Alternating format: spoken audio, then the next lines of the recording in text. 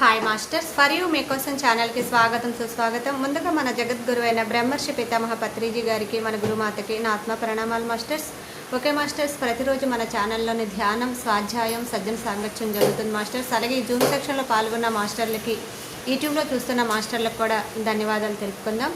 Okay masters, ఈరోజు మన ఛానల్కి సీనియర్ పిరువుడు మాస్టర్ గారైన సుమా మేడం రాజమండ్రి నుంచి వచ్చారు. మేడం గారిని సాదరంగా ఆహ్వానించుకుందాం. ఈరోజు మేడం చెప్పబోయే టాపిక్ బ్రహ్మర్షి పితామహ పత్రిజీ గారు అందించిన లాక్డౌన్ సందేశాలు. ఈ గొప్ప ఆత్మజ్ఞానం అందించడానికి మేడం గారికి వెల్కమ్ చెప్తాం మాస్టర్స్. నమస్తే మేడం, వెల్కమ్ మేడం. నమస్తే అండి, నమస్తే. ముందుగా మనందరి జగద్గురు అయినటువంటి బ్రహ్మర్షి పితామహ పత్రిజీకి నా యొక్క ఆత్మ ప్రణామాలు. అలాగే ఫర్ యూ ఛానల్ సరిత మేడంకి, ఈరోజు ఇందులో పాల్గొన్న ఆత్మమిత్రులందరికీ కూడా నా యొక్క ఆత్మ ప్రణామాలు తెలియజేసుకుంటూ మనం ముందుకెళ్దామండి. ఒక 2 minutes మనం ఒక్కసారి 2 minutes మెడిటేషన్ లో కూర్చుందాము. నేను ఎప్పుడు చెప్పిన యాజ్ యూజువల్ గా మనం సోల్ ఇన్వొకేషన్ చెప్పుకుంటామండి. అంటే సోల్ మంత్ర, అంటే సోల్ ని మన సోల్ తో కనెక్ట్ అయ్యి మనం జ్ఞానం తీసుకోవటం ద్వారా అది మన యొక్క ప్రతి కణంలోనూ అది ఆ నాలెడ్జ్ అనేది నింపబడుతుంది అనమాట. ఇంకా బాగా అద్భుతంగా మనం తీసుకోగలుగుతాం. ఆ జ్ఞానాన్ని ఏ విధంగా తీసుకోవాలో ఆ పర్సెప్షన్, అక్కడ మన గురువు గారు అయినటువంటి పత్రిజీ ఏ ఉద్దేశంతో మనకి ఆ జ్ఞానాన్ని అందించారో, ఆయన ఎలా అందించారో ఆ విధంగా మనం తీసుకోగలగటానికి ఈ సోల్ ఇన్వొకేషన్ అనేది ఉపయోగపడుతుందండి. ఇది దేనికైనా సరే, ఓన్లీ దీనికే కాదండి, ఏ పని చేసినా పర్ఫెక్ట్ గా అవ్వాలి అంటే మన సోల్ తో కనెక్ట్ అయినప్పుడు అద్భుతంగా ఉంటుంది. సో అందరూ కళ్ళు మూసుకోండి. ముందు కూర్చునే ఒక 2 minutes ఇది చెప్పుకొని కూర్చుంటే ఆ వెంటనే చూడండి ఆ తేడా ఉంటది, ఆ కనెక్షన్, ఆ ఎనర్జీస్ ఫీల్ అవటం గానీ తేడా ఉంటది. ఓకే అండి, కళ్ళు మూసుకోండి ఒకసారి అందరూ. శ్వాస మీద ధ్యాస. మీ శ్వాసే మీకు గురువు. Completely relax yourself. మీ తలపై భాగంలో 6 అంగుళాల దూరంలో సోల్ స్టార్ చక్ర తెల్లని కాంతి పుంజం వల్లే మెరిసిపోతున్నది. ప్రతి మనిషికి కూడా అండి షట్చక్రాలతో పాటు తలపైన 6 అంగుళాల దూరంలో సోల్ స్టార్ చక్ర అనేది ఉంటుందండి. అది ఎప్పుడు కూడా ఒక తెల్లటి బాల్ వలె ఉంటుందండి. దాని ద్వారా మనం మన సోల్ కి కనెక్ట్ అవుతాం అన్నమాట. సోల్ ఇన్వొకేషన్ చెప్పుకుందాం. నేను ఆత్మను, నేను దైవిక కాంతిని, నేను దైవిక సంకల్పాన్ని, నేను దైవిక ప్రేమను, నేను నా ఆత్మచే నిర్ణయింపబడిన స్థిర రూపకల్పనని. ఈ మీటింగ్ లో ఉన్న మనమంతా ఒక సర్కిల్లో నిలబడి ఉన్నాము. మనందరి సోల్ స్టార్ చక్ర తెల్లని కాంతి పుంజంతో కలపబడుతున్నది. అలాగే మనందరి సోల్ స్టార్ చక్ర ద్వారా ఆ మూల చైతన్యానికి కలపబడుతున్నాం. అలాగే మనందరి సోల్ స్టార్ చక్ర ద్వారా పత్రిజీ యొక్క సోల్ స్టార్ చక్రకి కనెక్ట్ అవుతున్నాం.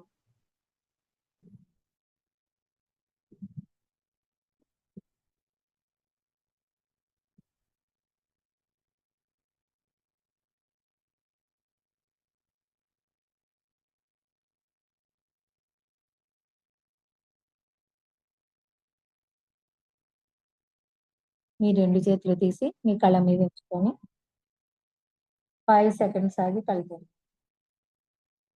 5, 4, 3, 2, 1, 0.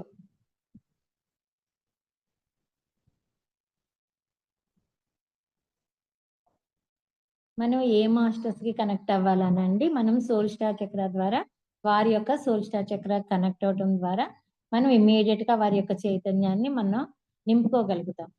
ఒక దేవాలయానికి వెళ్ళినా ఎక్కడికి వెళ్ళినా అండి, అక్కడ ఆ యొక్క మాస్టర్ యొక్క చైతన్యం మనలో నిండాలి అంటే మనం మన యొక్క సోల్ స్టార్ చక్ర ద్వారా అక్కడున్న మాస్టర్ యొక్క సోల్ స్టార్ చక్ర కనెక్ట్ అయ్యి ఒక 2 minutes వారి యొక్క చైతన్యాన్ని మనలో నింపమని కోరుకుంటే అక్కడ ఫుల్ఫిల్ అవుతుందండి. మనం ఏదైతే ఆశిస్తామో ఆ ఎనర్జీస్ అవి ఫుల్ఫిల్ అవుతాయి అన్నమాట. ఓకే అండి, ఈరోజు మనం చక్కగా సబ్జెక్ట్ లోకి వెళ్దామండి. ఇది నేను ఈ మధ్యన అరుణాచలం వెళ్ళామండి. అరుణాచలం గురుస్థాన్‌లో జరిగినాయి కదా ధ్యానము. అక్కడికెళ్ళినప్పుడు నాకు ఈ పుస్తకం ఎందుకో చాలా బాగా అనిపించింది. బ్రహ్మర్షి పితామహ పత్రిజీ గారి లాక్‌డౌన్ సందేశాలని. లాక్‌డౌన్ టైంలో మనకి పత్రిజీ ఇచ్చినయి బుక్ రూపంలో మనకు అందియబడిందండి. సో, అది ఎప్పటికైనా ఆ జ్ఞానం అనేది మనకు అవసరం. ఇప్పుడు అది ఆ టైంలో ఇచ్చారు అంతేగాని, మనకి మన ఎదగడానికి అది ఎంతో అవసరం అన్నమాట. సో, అందులో ఫస్ట్ భాగం ఫస్ట్ అంటే 26 తారీఖు మొదలుపెట్టారండి. 26 మార్చి 2020 2020లో మార్చి 26న మొదలైందిది. ఫస్ట్ డే భూ ప్రక్షాళన కోసమే కరోనా. కరోనా ఎందుకొచ్చింది? భూ ప్రక్షాళన కోసమే వచ్చిందని ఇందులో తెలియజేస్తున్నారండి పత్రిజీ. అది చదువుదాం. భూమి మీద హింస ప్రబలినప్పుడు భూమాత తనను తాను ప్రక్షాళన చేసుకునేందుకు, ప్రకృతి సమతుల్యతను కాపాడుకునేందుకు వచ్చే ఉపద్రవాలు రకరకాలు. వాటిలో ఈ కరోనా ఒకటి. కరోనా రావడానికి కారణం మానవులు తమ ఆహారం కోసం అమానుషంగా జంతువులను, పక్షులను చంపడమే. హింసతో కూడిన మాంసాహార భక్షణమే. అందుచేత హింసను విడిచిపెట్టాలి. కోడిగుడ్డుతో సహా మాంసాహారాన్ని తినరాదు. ప్రజలందరూ శాకాహారులుగా మారాలి. ప్రపంచమంతా శాకాహార ప్రపంచంగా మారాలి. అప్పుడు ఏ కరోనాలు రావు. అందరూ ధ్యానం చేయాలి. పిరమిడ్స్ ని ఉపయోగించాలి. ఇప్పుడు పత్రిజీ కరోనాకి మన యొక్క ఈ భూమి మీద మాంసాహార భక్షణమే మెయిన్ కారణం అని ఇందులో తెలియజేస్తున్నారండి. అలాగే పిరమిడ్స్ ని కూడా యూజ్ చేసుకుంటూ ధ్యానం చేయాలని చెప్తున్నారు మనకి.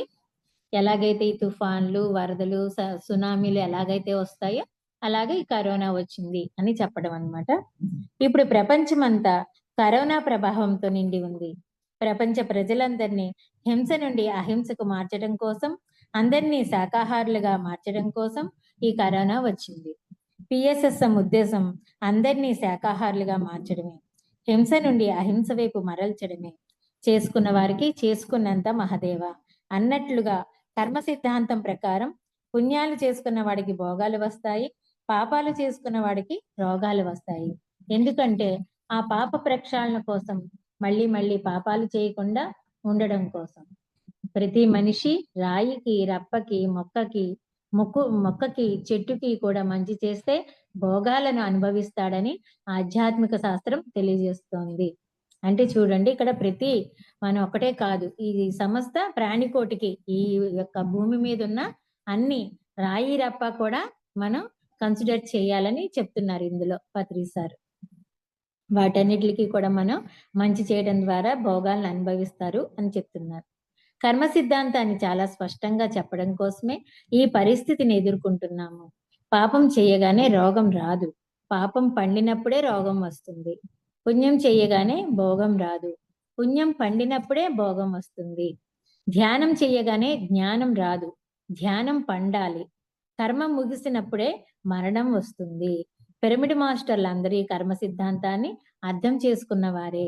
ప్రపంచం అంతా ఇది అర్థం చేసుకుని శాకాహారులుగా మారడం కోసమే ఈ కరోనా మహమ్మారి వచ్చింది. భూమాత తనను తాను ప్రక్షాళన చేసుకునేందుకే ఈ కరోనా వచ్చింది. చాలా బాగా చెప్పారండి ఇందులో. మనం అంటే పాపం చేయగానే రోగం రాదు, అది పడినప్పుడు రోగం వస్తుందటండి. అలాగే మనం ధ్యానం చేయగానే జ్ఞానం రాదు, ఆ ధ్యానం కూడా పండాలి. పండినప్పుడే మనకి ఆ జ్ఞానం అనేది కూడా వస్తుంది. చాలా బాగా చెప్పారండి ఇందులో. అలాగే ధ్యానం ద్వారా చెట్టుతోనూ, బ్యాక్టీరియాతోనూ, దేనితోనైనా మాట్లాడవచ్చును. మన పిరమిడ్ మాస్టర్లు గొప్ప ఋషులు. వారు దేనితోనైనా మాట్లాడగలరు. ధ్యానం ద్వారా కేశవరాజు గారు కరోనాతో మాట్లాడడం జరిగింది. భారత భూమిపై నేను వ్యాపించరాదంటే అందరూ శాకాహారులు అయి తీరాలి, ధ్యానం చెయ్యాలి అన్న సందేశాన్ని ఇవ్వడం జరిగింది. మనకి కరోనా ఆ సందేశం ఇచ్చిందటండి.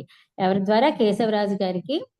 అప్పుడు మెడిటేషన్ లో కూర్చున్నప్పుడు ఈ కరోనా బ్యాక్టీరియా ద్వారా అందుకున్న సందేశం ఏంటంటే, భారత భూమిపై నేను రాకుండా ఉండాలంటే అంత శాకాహారము అయి తీరాలి, అందరూ ధ్యానం చెయ్యాలి అన్న సందేశం ఇవ్వడం జరిగిందటండి. హింస లేని ఆహారం తీసుకోవాలి, హింస లేకుండా జీవించాలి. ఇవి మాత్రమే భూమిని పునీతం చేస్తాయి. మీరు ఇలా చేస్తే నేను భారతదేశానికి రాను అని కరోనా చెప్పింది. మరి ఇలా చేసి మన దేశాన్ని మనం రక్షించుకుందాం. భారతదేశం ఆదర్శవంతమైన దేశంగా ఎదగాలి. ప్రపంచంలో ఆదర్శవంతంగా నిలుద్దాం.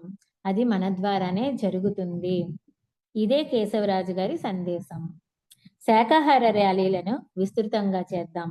అహింస, శాకాహారాల గురించి విస్తృతంగా చర్చించుకుందాం. మంచి పుస్తకాలను చదువుదాం, ధ్యానం చేద్దాం. మన దేశ ప్రజలందరికీ తెలియజేద్దాం. ఎవరు మాంసం, చేపలు, మేకలు, కోళ్ళు, గుడ్లు తినకూడదని సందేశంగా అందిద్దాం. మనం ఎప్పుడూ మారిపోయి ఉన్నాం. పిరమిడ్ మాస్టర్లుగా ఈ మార్పును ప్రపంచానికి అందిద్దాం. కర్మ సిద్ధాంతాన్ని తెలుసుకుని ఆధ్యాత్మిక శాస్త్రవేత్తలు కావడానికి ప్రయత్నం చేద్దాం. ఇది ఈ ఫస్ట్ డే 26వ తారీఖు చెప్పిందండి. తర్వాత జన్మ ప్రణాళిక 28వ తారీఖు చెప్పారు. ఇది మార్చి 28, 2020 చెప్పింది. జన్మ ప్రణాళిక గురించి తెలియజేస్తున్నారు ఇందులో. ప్రతి ఆత్మ తన పురోగమనం కోసం పైలోకాలలో ప్రణాళికలు వేసుకొని భూమి మీదకు వస్తుంది. కానీ భూమి మీదకు రాగానే తన ప్రణాళికను మరిచిపోతుంది. ఈ లోకంలో తల్లి ప్రథమ గురువు, తండ్రి వ్యవహార జ్ఞానాన్ని నేర్పుతాడు. అతిథులు ఎన్నో పాఠాలు నేర్పుతారు. తర్వాత గురువు విశిష్టమైన పాత్రను పోషిస్తాడు. భూమి మీద జన్మ తీసుకున్న ఆత్మ తన కర్మ ఫలాలను బట్టి ఎదుగుతూ సద్గురువు సన్నిధిలో యోగి కావాలి. ప్రతి ఆత్మకు ఎన్నో జన్మల తర్వాత అయినా సరే యోగి కావడమే అత్యవసరపు ఆవశ్యకత. యోగి అయిన తర్వాత మళ్ళీ ఈ లోకానికి రావాల్సిన అవసరం ఉండదు. కావున ప్రతి ఒక్కరూ ధ్యానం చేసి ధ్యాన యోగులు కావాలి. అంటే ఈ ఆత్మ ఎన్ని జన్మలు తీసుకున్నా అంతిమ లక్ష్యం ఏంటి? ధ్యాన యోగిగా మారడం. అప్పుడే మనం ఈ భూమి మీదకి రావాల్సిన అవసరం ఉండదు.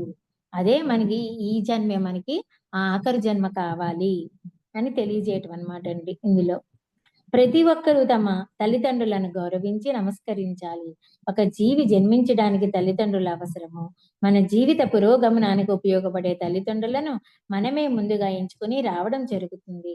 ఇక్కడ పురోగమనం అంటే ఇంతకు ముందు చదువుకున్న అక్షరాలు కాకుండా తర్వాత అక్షరాలను నేర్చుకునే పరిస్థితులు కనిపించే కుటుంబంలోని స్త్రీ పురుషులను తల్లిదండ్రులుగా ఎంచుకుని రావడం జరుగుతుంది. నేను ఒక ఆధ్యాత్మికత మరియు మేధా సంపన్నత కలిగిన కుటుంబంలో జన్మించాలని ఎంచుకున్నాను. అంటే మనం ఒక జన్మలో ఆలు వరకు నేర్చుకున్నాం అనుకోండి, అచ్చుల దాకా నేర్చుకున్నాం.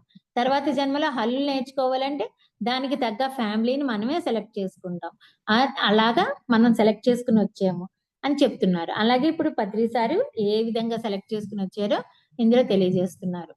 మరి దానికి నా తండ్రి మంచి విద్యావేత్త కావాలి. నాకు మంచి చదువు ఆయన ద్వారానే రావాలి. తల్లి ప్రథమ గురువు కాబట్టి మా తల్లిగారు మంచి లలిత కళా ప్రేమికురాలు, మరి మంచి గాయకురాలు కావాలి. నాకు ఆమె ద్వారా సంగీతం రావాలి. నా ప్రణాళిక ప్రకారం ధ్యాన జగత్తుకు, పిరమిడ్ జగత్తుకు, శాకాహార జగత్తుకు సరిపడినంత ప్రావీణ్యం రావాలి. ఆంధ్ర రాష్ట్రంలో పుట్టినట్లు తెలుగు రావాలి. ఉత్తరాంధ్రలో ప్రచారానికి హిందీ రావాలి.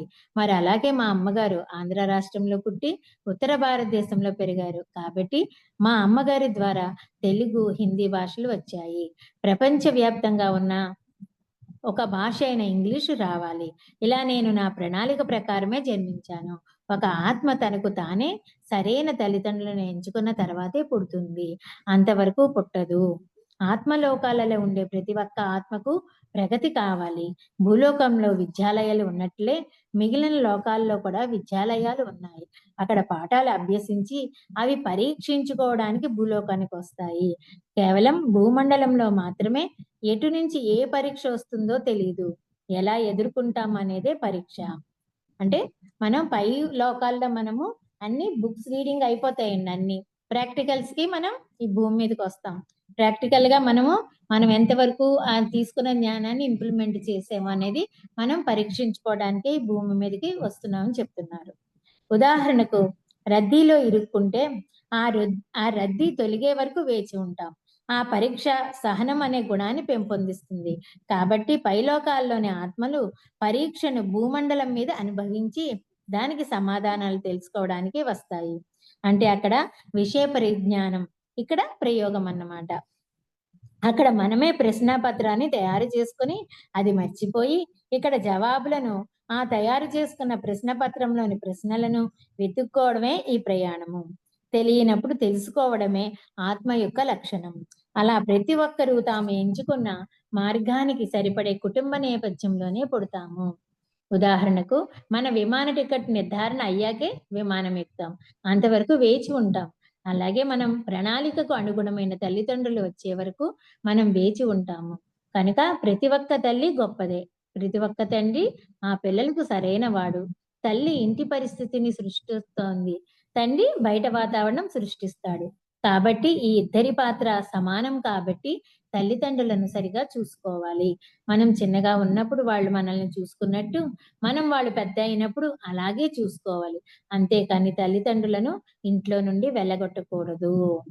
అంటే మనకి అవసరమైన తల్లిదండ్రులు వచ్చేదాకా ఎంత కాలమైనా వెయిట్ చేస్తామండి. వెయిట్ చేసి మనం తెచ్చుకున్నాం.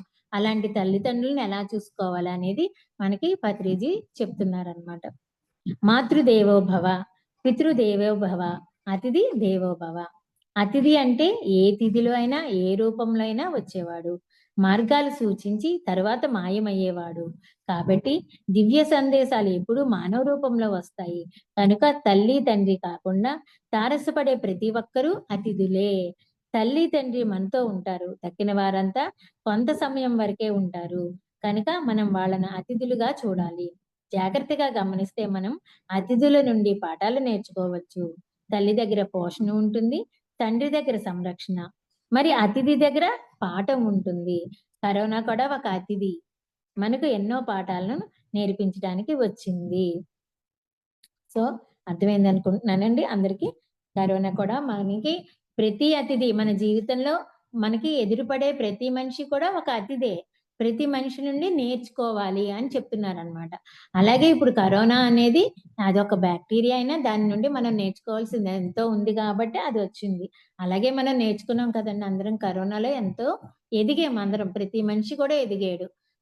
ఎంతో మంది అవేకన్ అయ్యారు. పిరమిడ్ మాస్టర్లుగా ఆళ్ళు మనకి రావడానికి ఆ కరోనా అనేది ఎంతగానో ఉపయోగపడింది. సో ప్రతి దాంట్లోనున్న మంచిని మనం తీసుకోవడం, ఆ జ్ఞానాన్ని తీసుకోవడం అనేది అలవాటు చేసుకోవాలి. గౌతమ బుద్ధుడు ఒకసారి చనిపోయిన ఒక వ్యక్తిని చూచి నేను కూడా చనిపోతానా అని అడిగాడు. దానికి నరసారథి అవును మీరు కూడా ఎప్పుడో ఒకప్పుడు చనిపోతారు. ఇది సత్యం అన్నాడు. అప్పుడు ఒక సన్యాసి అటుగా వెళ్ళడం చూసిన గౌతముడు మీరు ఏమి చేస్తున్నారు అని అడుగుగా అతడు నేను సత్యాన్వేషణలో ఉన్నాను అని చెప్తాడు. ఎప్పుడైతే దుఃఖం వదిలి సత్యాన్వేషణ మొదలవుతుందో అప్పుడు వాస్తవికత అనేది వ్యక్తమవుతుంది. ప్రతి సందర్భంలోనూ నిన్ను నువ్వు పరీక్షించుకోవడానికే ఈ భూలోక జన్మ. కరోనా కూడా అయితే శిక్షణ లేదా వాళ్ళను శిక్షించడానికి మాత్రమే వచ్చింది. అంటే శిక్షణ అంటే జ్ఞానం నేర్చుకోవడం గాని లేదా శిక్షించబడ్డం గాని జరుగుతుంది ఇక్కడ కరోనా వలన. చేయవలసిన పని చేయకుండా చేయకూడని పని చేస్తున్నప్పుడు ఏ రోగమైనా వస్తుంది.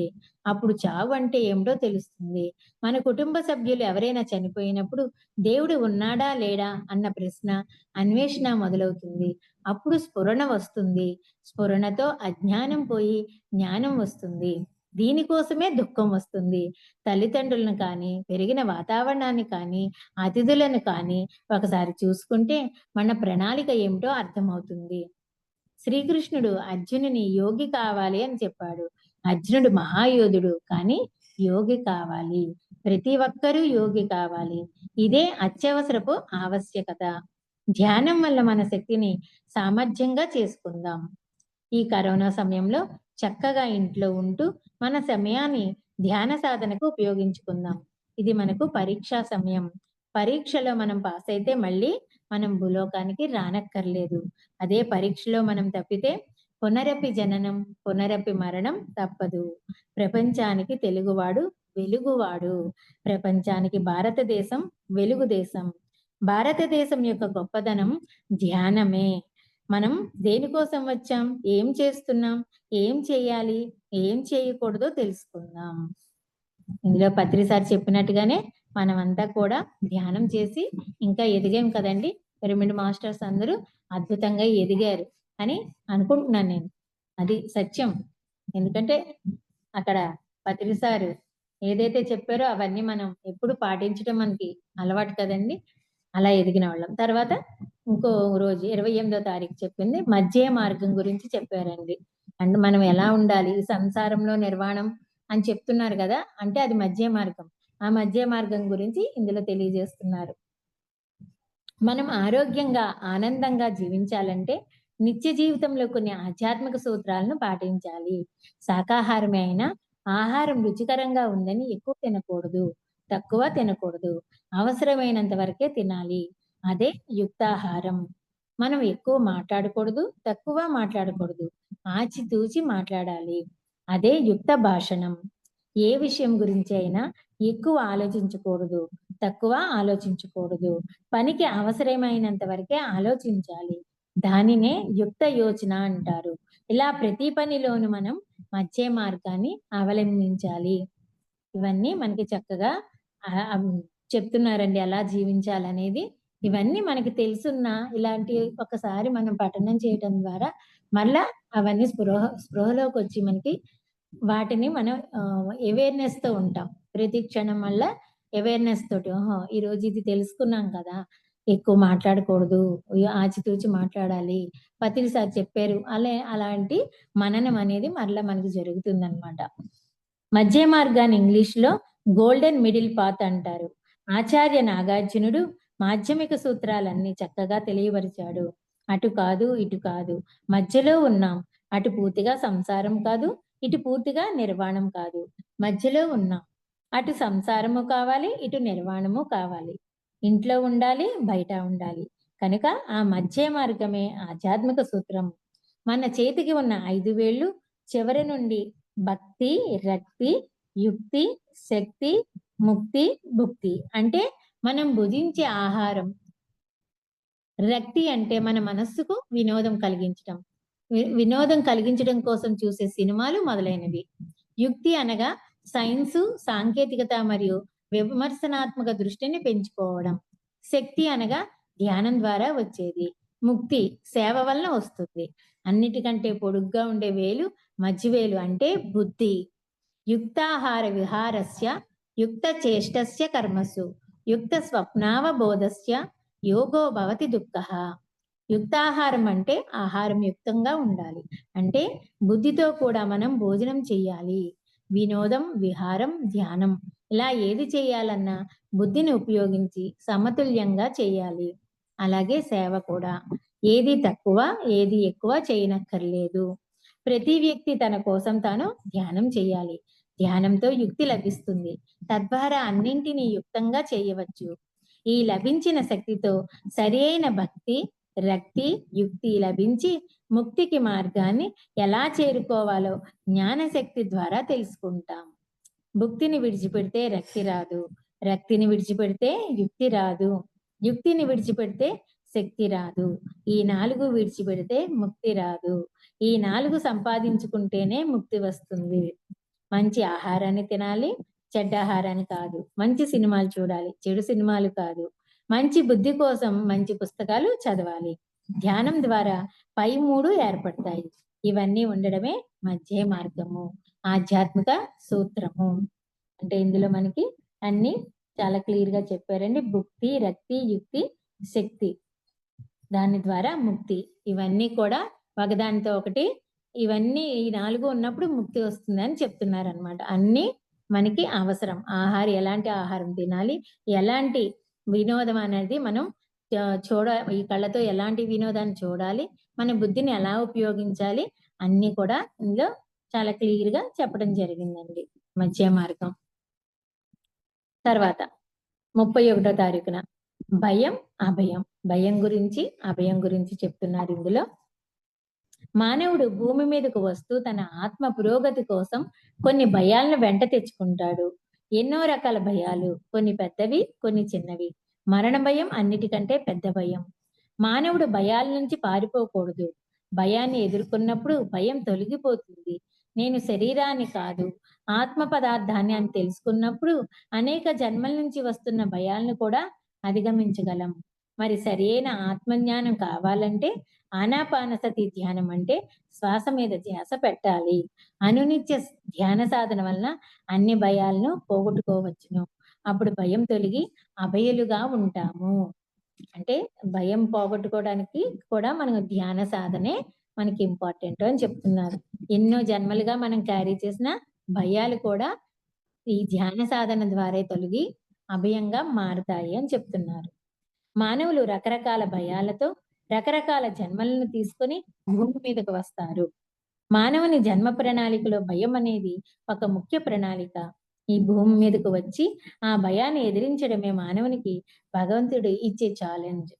ఒకరికి నీరు అంటే భయం, రోగం, డబ్బు, చావు, సెక్స్, బిడ్డకు జన్మనివ్వడం, ఉద్యోగం, వ్యాపారం, ఇలా రకరకాల భయాలతో మానవులు ఉన్నారు.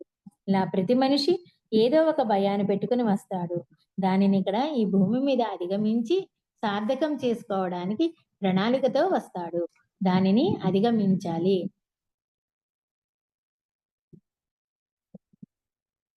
ఇలా ప్రతి ప్రశ్నకు ఒక పుస్తకం ఉంటుంది. మనం మరణం తర్వాత ఎలా ఉంటుందో తెలుసుకోవాలంటే రాంపా పుస్తకాలు చదవాలి. ఎలా జీవించాలో తెలుసుకోవాలంటే ఓషో పుస్తకాలు చదవాలి. నేను ఎవరు అని తెలుసుకోవాలి అనే తపన ఎలా ఉండాలంటే రమణ మహర్షి తపనలా ఉండాలి. జంతువుకు కూడా ప్రాణభయం ఉంటుంది. ఆ ప్రాణభయం ఉంటేనే తనను తాను రక్షించుకోవడం జరుగుతుంది. మానవుడు కూడా ఒక జంతువు. జంతు సామ్రాజ్యంలో జ్ఞాపక శక్తి కలిగిన జాతులలో పరిణామ క్రమంలో అభివృద్ధి చెందినవాడు మానవుడు. కనుక మానవులకు భయం అనేది ఉంటుంది.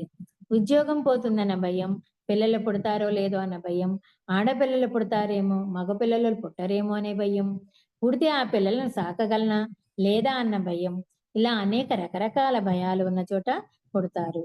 ఆత్మ ప్రగతికి ఏ భయం అవసరమో ఆ భయాల్ని ఎంచుకొని భూమి మీదకు రావడం జరుగుతుంది. కాబట్టి భయం ముఖ్యమైనది. దాన్ని అధిగమించడానికి వస్తాము. అంటే భయం ఉండాలి, దాన్ని అధిగమించాలి అని చెప్తున్నారు ఇక్కడ. ప్రతి మనిషి కూడా ఏదో ఒక భయాన్ని క్యారీ చేసుకుని వస్తాడు. ఆ భయాన్ని అధిగమించిన రోజు మనం సక్సెస్ అయినట్టు అనమాట. ఆ ఎగ్జామ్ లో మనం పాస్ అయినట్టే. ఆ భయాన్ని అధిగమించిన రోజు ఎలాగా? ధ్యాన సాధనతో. ఆత్మ పురోగతి కోసం భయం అవసరం.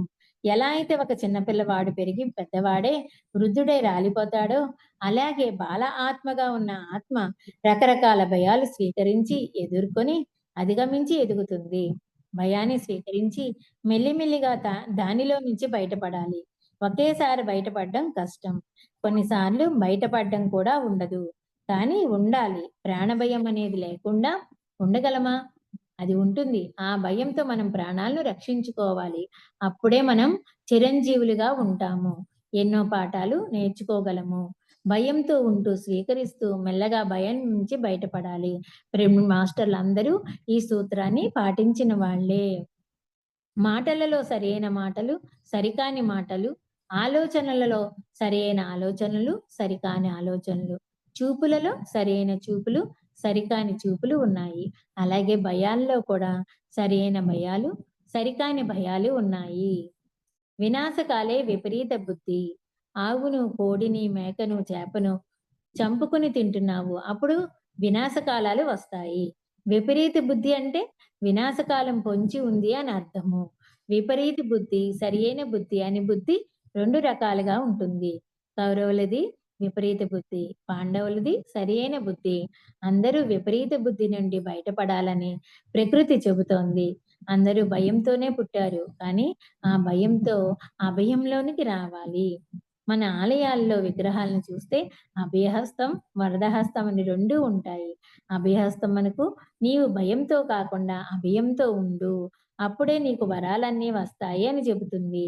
భయాన్ని తీసుకుని వచ్చావు, కానీ ఆ భయం లేకుండా ఉండు, మృత్యువు ప్రతి వారికి ఉంటుంది. ఇది తథ్యం. అలాగని బ్రతికినన్ని రోజులు పోతామేమోనన్న భయంతో కాకుండా ఉన్న ప్రతిరోజు జీవిస్తూనే ఉండాలి. జాతస్య హి ధ్రువో మృత్యు ధ్రువం జన్మ మృతస్య చ తస్మాత్ పరిహారార్యర్థే నత్వం శోచితుమర్హసి. పుట్టిన వాడికి చావు తప్పదు, చచ్చిన వాడికి పుట్టక తప్పదు. కాబట్టి నీవు కేవలం ఆత్మ పదార్థమే. నజాయితే మృతేవా కదాచిన్నాయం భూత్వా భవితావా నభూయః అజో నిత్యః శాశ్వతో యం పురాణో నహన్యతే హన్యమానే శరీరే. ఆత్మ పదార్థానికి పుట్టుక లేదు, చావు లేదు. నీవు ఆత్మవు అని తెలుసుకున్నప్పుడు, ఆత్మజ్ఞానాన్ని సంపాదించినప్పుడు త్రుటి మాత్రమై భయాలన్నీ పటాపంచలవుతాయి. నేను శరీరాన్ని కాదు, ఆత్మను అని తెలుసుకోవాలంటే శ్వాస మీద ధ్యాస పెట్టి ధ్యానం చేయాలి. ధ్యానం చేస్తే ఆత్మానుభవంతో భయాలను పోగొట్టుకోవచ్చును. ఉద్ధరేదాత్మనాత్మానం. నిన్ను నీవే ఉద్ధరించుకోవాలి. భయాన్ని తీసుకుని పుట్టారు, భయం లేకుండా చావాలి. ఏడుస్తూనే పుట్టాం కానీ నవ్వుతూనే పోవాలి. యాజ్ యు సౌ సో యు రీప్. మామిడి విత్తనం నాటితే మామిడి చెట్టు వస్తుంది, వేప విత్తనం నాటితే వేప చెట్టు వస్తుంది. నీవు మంచి చర్యలు నాటితే నీకు మంచి చర్యలే వస్తాయి, చెడు చర్యలను నాటితే చెడు చర్యలే వస్తాయి.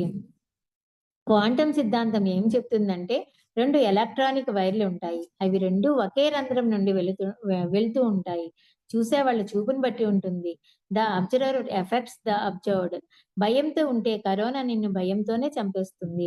నీవు నిర్భయంగా ఉంటే కరోనా నిన్నేమీ చేయదు. భయాన్ని తొలగించుకోవాలంటే ధ్యానం చేయాలి. ధ్యానం హిమాలయాల్లో కాదు, సన్యాసం తీసుకుని కాదు, తల్లి, తండ్రి, పిల్లలు అందరూ కూర్చుని ధ్యానం చేయాలి. సంసారంలోనే నిర్వాణం. అదే మన పిఎస్ఎస్ఎం యొక్క సిద్ధాంతం. ఇందులో మనకి అంతా భయాల గురించి, ఆ భయాలను తొలగించుకుని అభయంలోనికి రావటం గురించి చెప్తున్నారండి. అందులో మన యొక్క ఆలయాల్లోని విగ్రహాలను కూడా ఆయన ఉదాహరణగా చెప్తున్నారు. అభయహస్తం, వరదహస్తం ద్వారా ఆల్రెడీ మనకి అక్కడ చెప్తున్నారనమాట. అభయహస్తం, ఈ అభయం ద్వారా నీలోని భయాన్ని తీసేస్తే నీకు అన్ని కోరికలు తీరుతాయని చెప్తున్నారు. ఆ భయంతో ఉండటం వల్లే మన యొక్క కోరికలు కూడా తీరకుండా ఉంటున్నాయని అక్కడ చెప్పడం జరుగుతుందండి. పుట్టిన ప్రతి మానవుడు చనిపోవడం అనేది అది మా కామను. సో ఆ పుట్టే లోపల మనము ఈ భయాలన్నిటిని వదిలించుకొని ఉన్నతమైనటువంటి జన్మకెళ్ళటానికి అవసరమైనటువంటి జ్ఞానాన్ని తీసుకొని మనం వెళ్ళాలి. దానికి శ్వాస మీద ధ్యాస, ఆనాపానసతి అనేది ముఖ్యమైనది అని చెప్తున్నారనమాట. అందరూ కూడా ఫ్యామిలీతో ఉండి చక్కగా ధ్యానం చేయాలని చెప్తున్నారు. ఫ్యామిలీకి ఉన్న ఇంపార్టెన్స్ గురించి ప్రతి దాంట్లోనూ చెప్తున్నారండి పత్రి సార్. ఎవరిని కూడా మనం వదలకూడదు, అందరితోటి ఉంటూనే మనం ముందుకు వెళ్ళాలి. వాళ్ళని ఫ్యామిలీని కూడా మనం తెచ్చుకున్నాం, కోరుండి తెచ్చుకున్నాం. వాళ్ళలో ఎన్నో అందరూ ఒకే రకంగా ఉండమండి. ఒక చేతికున్న వీళ్ళు ఒకే రకంగా ఎలా ఉండవో, ఒక ఫ్యామిలీలో ఉన్న వాళ్ళు అందరూ ఒకే రకంగా ఉండాలని లేదు. కొంతమంది అందరూ ధ్యానులై ఉండొచ్చు, కానీ కొంతమంది కాకుండానే ఉండొచ్చు. కానీ వాళ్ళతో ఎలా మెలగాలో మనం మెలుగుకుంటూ ముందుకు వెళ్ళాలి. తర్వాత 1వ తారీఖు ఏప్రిల్ 1న సీతాయనం, అసలైన రామాయణం, సీతాయనం గురించి చెప్తున్నారండి. ఆ బుక్ యొక్క విశిష్టత గురించి చెప్తున్నారు ఇందులో. వాల్మీకి రామాయణం మనకు పరమ పవిత్రమైన ఇతిహాస గ్రంథం. భారతదేశానికి సీతారాములు ఆదర్శం. ప్రజలందరూ రామాయణాన్ని గురించి కథలు కథలుగా చెప్పుకుంటూ ఎన్నో విషయాలను ఆచరణలోనికి తెచ్చుకుంటూ ఉంటారు. కానీ అందరి మనసుల్లో కొన్ని ప్రశ్నలు ఉదయించి వాటికి సరైన సమాధానం తెలియక సతమతమయ్యారు. మరి ఆ ప్రశ్నలో అన్నింటికీ కూడా సమాధానాలు డీనా మెరియం గారు రచించిన అన్టోల్డ్ స్టోరీ ఆఫ్ సీత అనే పుస్తకంలో మనకి దొరికాయి. ఆ పుస్తకం సీతాయనం పేరుతో తెలుగులోనికి అనువదించబడింది. ఆ విషయాలు ఏమిటో తెలుసుకుందాం. చాలా చక్కటి బుక్ అండి సీతాయనం. చదివారా? చాలా మంది చదివే ఉంటారు. సో దాని గురించి చెప్తున్నారనమాట. మనం చిన్నప్పటి నుంచి రామాయణం, మహాభారతాలు వింటున్నాం. సీతారాముల కథయే రామాయణం. భారతదేశానికి సీత, రాముడు ఆదర్శం. భారతదేశంలోని ప్రజలు రామాయణం నుంచి ఎన్నో పాఠాలు నేర్చుకున్నారు. 14 సంవత్సరాలు రాముని అరణ్యవాసం చేయించారు. తల్లిదండ్రులను ఎదిరించలేదు. తమ ఆజ్ఞాని సంతోషంగా అరణ్యవాసం చేశారు. వారు అన్ని కష్టాలు పడినప్పుడు మనకెందుకు దుఃఖం? మనం కూడా కష్టాలు పడదాం. రామాయణంలో కొన్ని విషయాలు మనకు మింగుడు పడలేదు. ఉదాహరణకు సీత యొక్క అగ్ని ప్రవేశం. రావణ యుద్ధం తర్వాత సీతను అగ్ని ప్రవేశం చేయమంటాడు, అది మింగుడు పడలేదు. సీత గర్భవతి అయినప్పుడు ప్రజల ఆలోచన ఆధారంగా రాముడు సీతను అరణ్యానికి పంపిస్తాడు.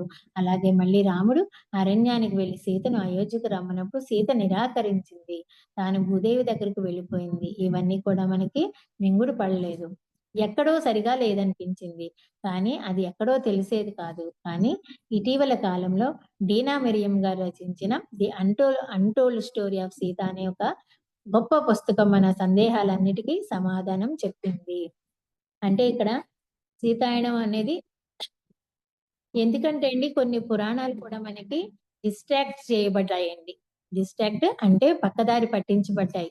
అలాంటి దాంట్లోనే ఈ సీత యొక్క అగ్ని ప్రవేశం ఇవన్నీ కూడా చేర్చారండి. ఎందుకంటే ఆడవాళ్ళని అణచివేయటానికి జరిగినటువంటి ఒక ప్రక్రియ అన్నమాట అండి ఇదంతా. యుగాలుగా మనకి అలా జరుగుతూ వస్తోంది. ఆఖరికి ఇప్పుడేమైంది అదే స్త్రీని సప్రెస్ చేయడం వల్ల వాళ్ళు ఎదురు తిరిగి వాళ్ళ యొక్క ఇదిని చూపిస్తున్నారు. వాళ్ళ యొక్క పవర్ ఏంటి అనేది మొత్తానికి సప్రెస్ చేయడం వల్ల బయటకొచ్చిందనమాట అండి. ఇవి ఇప్పుడు దీన్ని బట్టి సీతాయనాన్ని బట్టి మనం అర్థం చేసుకోవాల్సింది పురాణాల్లో కూడా కొంతవరకు డిస్ట్రాక్ట్ చేయబడ్డాయి. అన్నీ కూడా పూర్తి జ్ఞానంతో మనకి రాలేదు. ఒక ఒక రచయిత రాస్తూ ఉంటారు. ఆ రచయితకి అనిపించినట్టుగా కొన్ని యాడ్ చేస్తూ ఉంటారండి వాళ్ళు. కొన్ని మార్చేస్తూ ఉంటారు. అందుకని మూలం ఏదైతే ఉందో ముందు అది చదవాలండి. ఒక్కొక్కసారి ఈ అనువాదం చేసినప్పుడు కూడా ఆ రచయిత యొక్క పర్సెప్షన్ బట్టి చేయడం జరుగుతుందండి. అందుకని మూలం ఏదైతే ఉందో అసలు ఇంగ్లీష్ వస్తే ఇంగ్లీషే చదవమని కూడా చెప్తూ ఉంటారండి కొంతమంది. ఆ ట్రాన్స్‌లేట్ చేయటంలో కూడా కొన్ని మీనింగ్‌లు మారొచ్చు. అందుకని వీలైనంత వరకు మనం ఇంగ్లీష్‌లోనే చదవడం బెటర్. అదనమాట అండి. ఇప్పుడు ఏ విధంగా ఏం చెప్తున్నారో చూద్దాం దీంట్లో. ఇందులో అప్పటి సంఘటనలన్నీ యథాతథంగా ఉన్నాయి. సీత అగ్ని ప్రవేశం చేయలేదు. రాముడు అగ్ని ప్రవేశం చేయమని చెప్పలేదు. సీత సంవత్సరం పాటు లంకలో ఉండి, ఆహారం లేక ధ్యానంలో ఉండి, చివరకు రాముడు వచ్చినప్పుడు కళ్ళు తెరిచింది. ఆవిడ కళ్ళు తెరిచి తపస్సు నుండి బయటకొచ్చినప్పుడు ఒక పెద్ద కాంతి ఆవిడ నుండి బయటకు వచ్చింది. ఆ కాంతిని చూచి లక్ష్మణుడు సీత అగ్నిలో ప్రవేశించిందనుకొని సీత కాలిపోతోంది అని అరుస్తున్నప్పుడు శ్రీరాముడు కాలిపోవట్లేదు. అది ఆవిడ శక్తి యొక్క ఆహారాన్ని తెలిపాడు అని ఈ పుస్తకంలో చెప్పబడింది. సీతాయనంలో అలా తెలపబడిందటండి. సీత యొక్క ధ్యానం యొక్క శక్తి, ఆ శక్తితో ఆవిడ కళ్ళు అంతలాగా భగభగ మండుతుంటే చూసి లక్ష్మణుడు కాలిపోతుందని అనుకున్నాడంటండి. అనుకుంటే అప్పుడు శ్రీరాముడు చెప్పాడు. ఆవిడ శక్తి యొక్క అంత ధ్యానం అంత ఏడాది పాటు ఆవిడ ఆ ధ్యానంలో ఉండి ఆవిడ యొక్క శక్తిని అంతలాగా పెంచుకుందనమాట అండి ఆవిడ. సత్యం ఏదో ఒక రోజు బయటపడుతుంది. నిజం నిలకడ మీద తెలుస్తుంది. మనకు నిలకడ ఉండాలి. రాముడు సీతను అగ్ని ప్రవేశం చేయమని చెప్పలేదు. సీత అగ్ని ప్రవేశం చేయలేదు. కాలక్రమేణా మగవారి అధికారం పెంపొందుతూ వచ్చిన సమయంలో వాళ్ళు కొన్ని రాయిగా, వీళ్ళు కొన్ని రాయిగా ఆ విషయాల తప్పుడు సమాచారం మనకు అందింది. ఇందాక మనం చెప్పుకున్నాం కదా! అలాగా మగవాళ్ళ అధికారం గురించి అలా డిస్ట్రాక్ట్ చేయబడిందనమాట అండి. అలాగే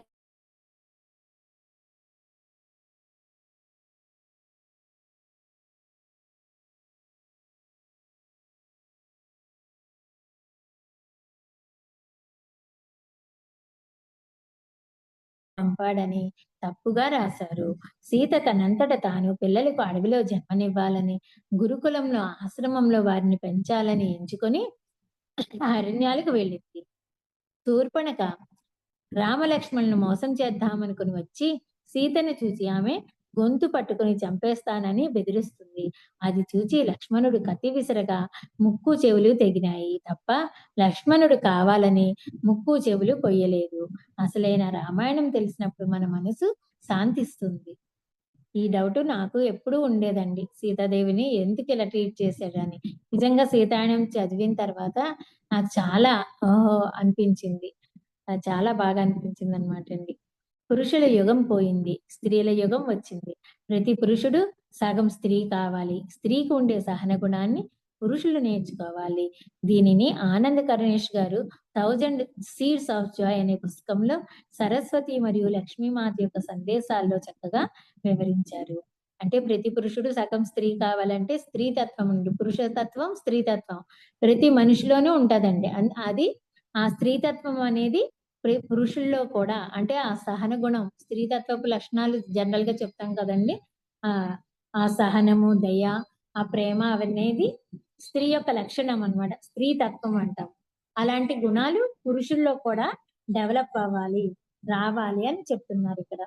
సీతాయనంలో సీత జనక మహారాజు దగ్గర ఎంతో విజ్ఞానంతో కూడిన పెంపకంలో పెరిగి తాను అనేక విషయాలను తెలుసుకొని శ్రీరాముని వివాహం చేసుకొని తమ జీవితాంతం వరకు అందరికీ అనేక విషయాలను నేర్పించింది. 14 ఏళ్ల వనవాసంలో చివరి సంవత్సరం లంకలో గడిపారు.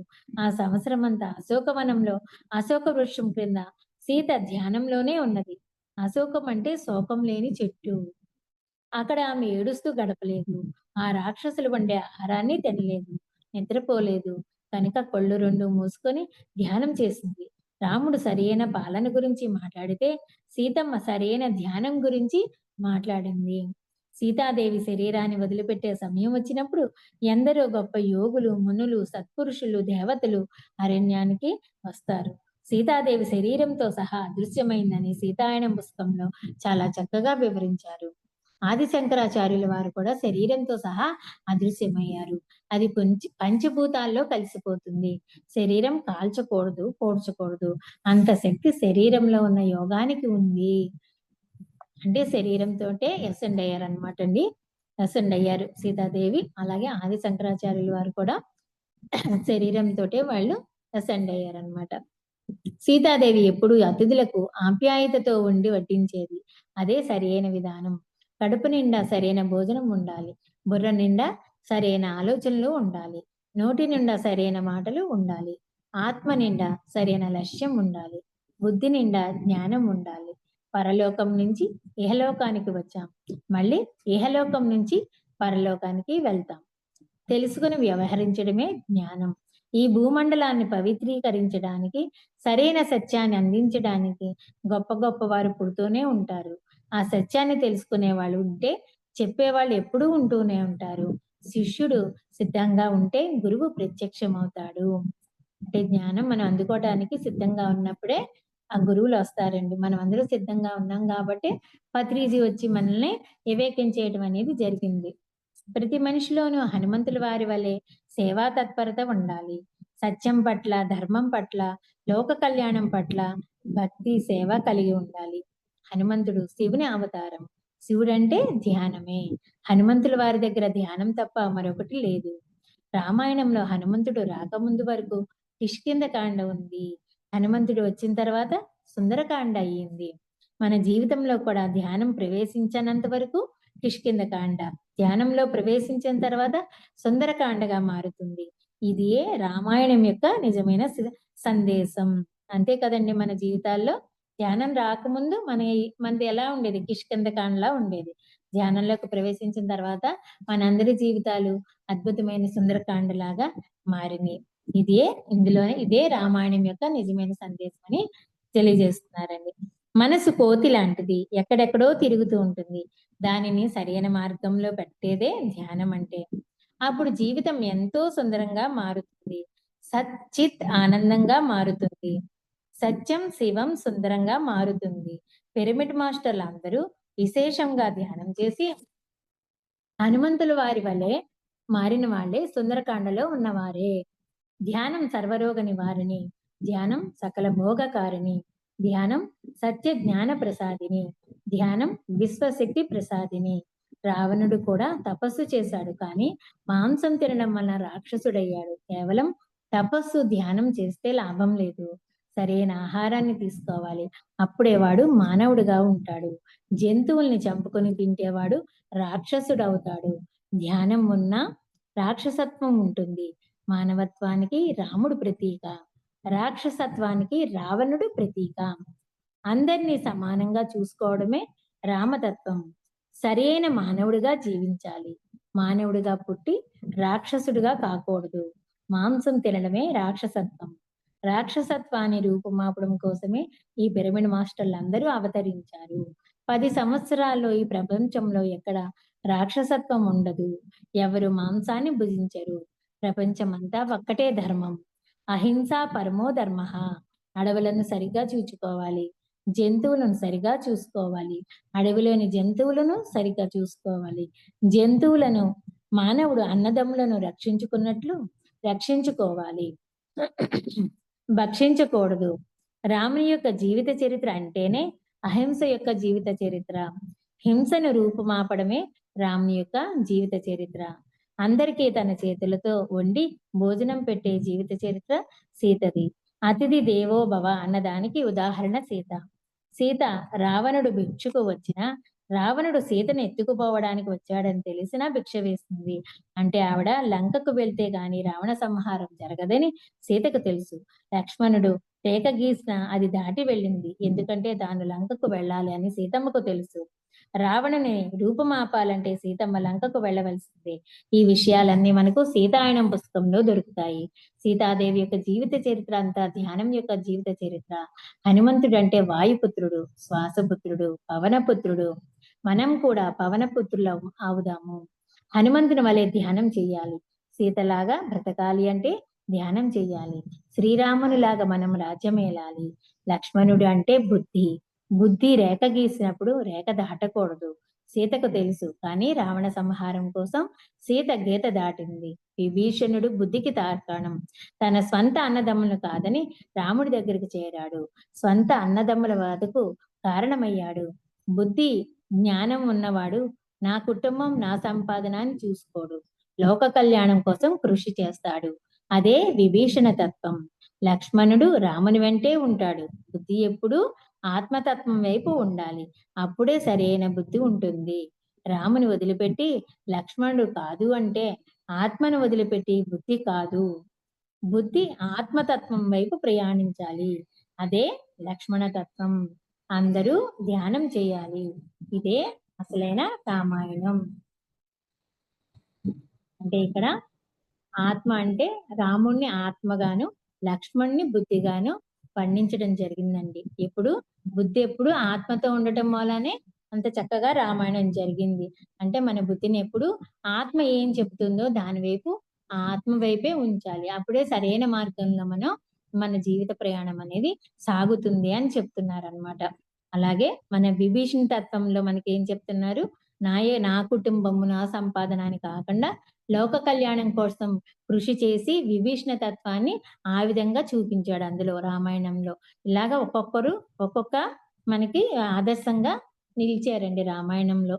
మనం ఎలా తీసుకోవాలో అన్ని అందులో చెప్పబడింది అనమాట. అలాగే హనుమంతుడిలాగా మనం శ్వాస మీద ధ్యాస పెట్టి చక్కగా ఎప్పుడు ఆ పవనపుత్రులు అవ్వాలని మన యొక్క పత్రిజీ కోరిక అనమాట అండి. ఇది సీతాయనం. సో ఈ రోజు మనం ఇంతటితోటి సీతాయనం వరకు చెప్పుకున్నాం.